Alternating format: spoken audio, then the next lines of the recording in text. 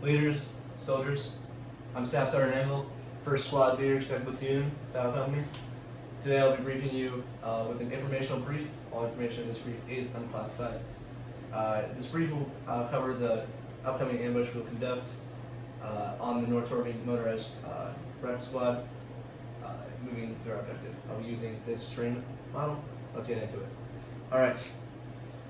Looking at our three elements of the assault of the ambush, we have our security teams, our assault team, and our support by fire. For our security team, we have first our strong side security made up of the Alpha Team Leader and the Alpha Team Grenadier.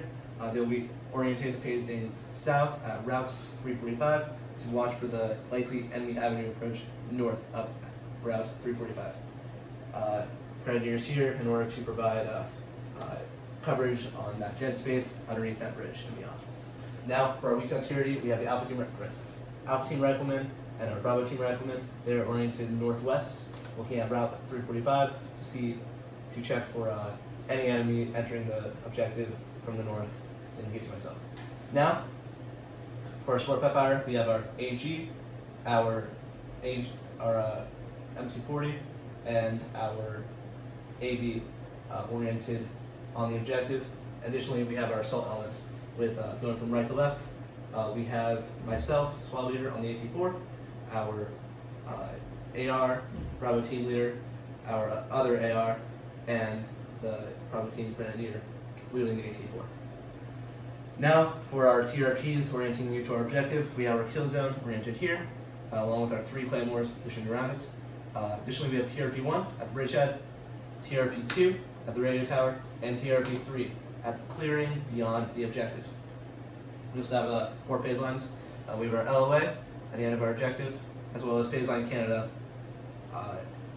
In addition, we have phase line Jersey running north to south on the objective, and west of that we have phase line Cali moving north to south on the objective. Now, when the enemy begins to approach, our warning system will be our strong side security. As they will be able to see the enemy, they'll indicate with 3 radio clicks and a salute report of the enemy coming in.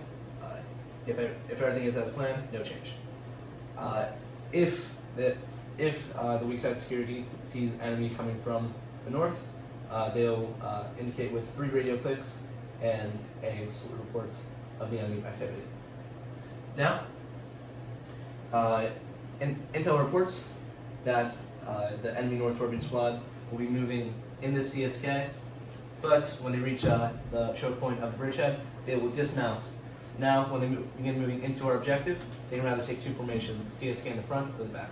Now, if the CSK is in the front, no issue. In that case, we will initiate contact with our primary being my AT4, hitting the CSK as soon as it passes phase line Jersey. My apologies.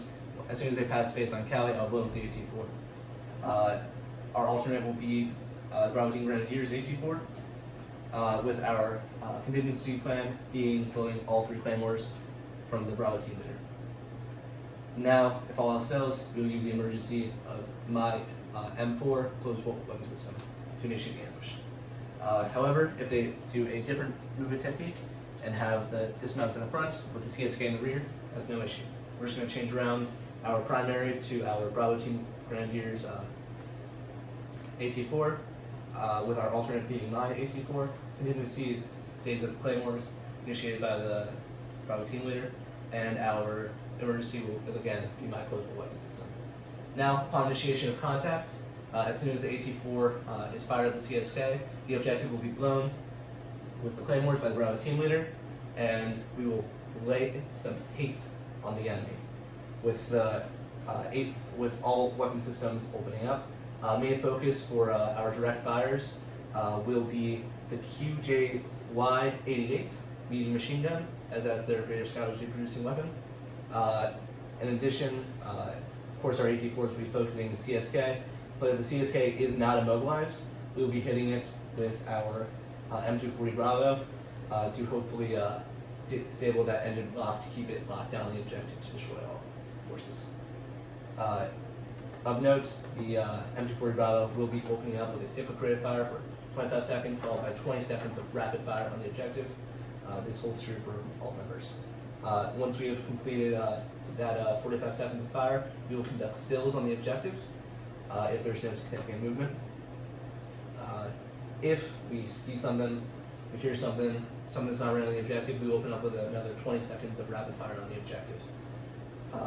Of note, during this phase of the ambush, our security teams will be watching for any enemies entering or exiting the objective, sending us a report if anything is of note.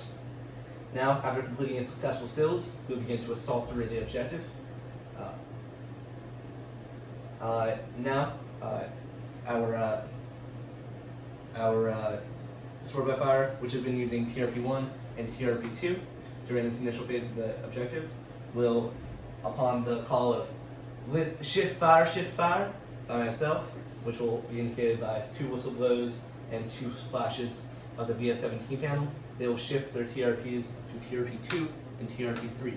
That will allow safe passage for the assault line to begin bounding forward up to phase line Canada. Upon reaching phase line Canada, I will then indicate to the support by fire a lift fire.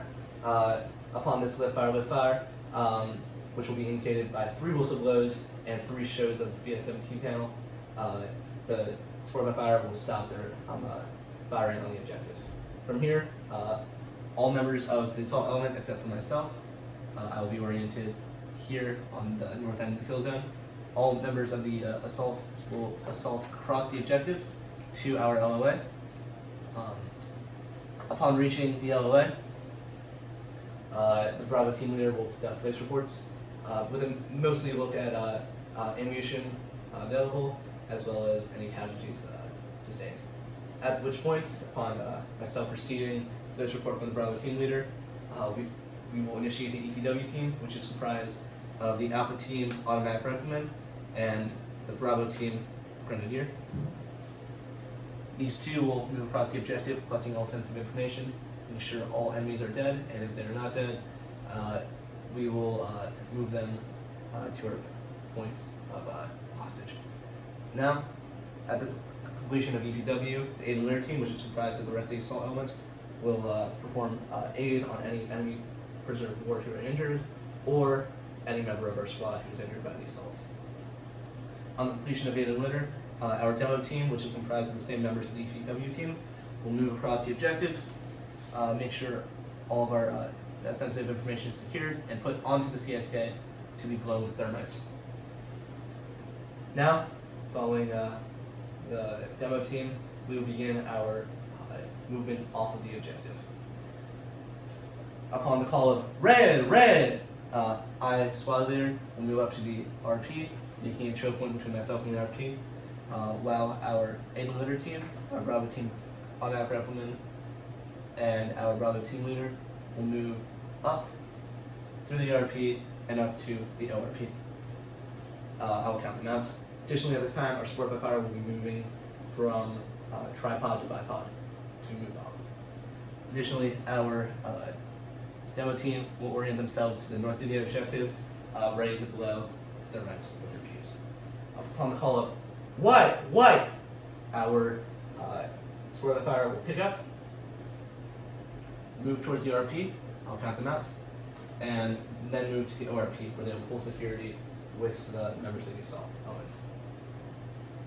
Additionally, the demo team will prepare the fuse to go. So on the call of blue, they will light the 20-second fuse, run up to myself at the RP. Upon the successful ignition of the explosives on the objective, all 3 of us will move back towards the ORP where we pull security. At this time of hearing the explosive go off, both of our security positions will move directly to the ORP where we will all pull security. Now, at the completion of the mission, I'll report up to higher with a report of mission success, as well as we'll conduct a final base report on all friendlies to make sure we're all good on liquid, all good on ammo, no casualties sustained, and all equipment is accounted for. Thank you all. If there's any questions, feel free to let me know.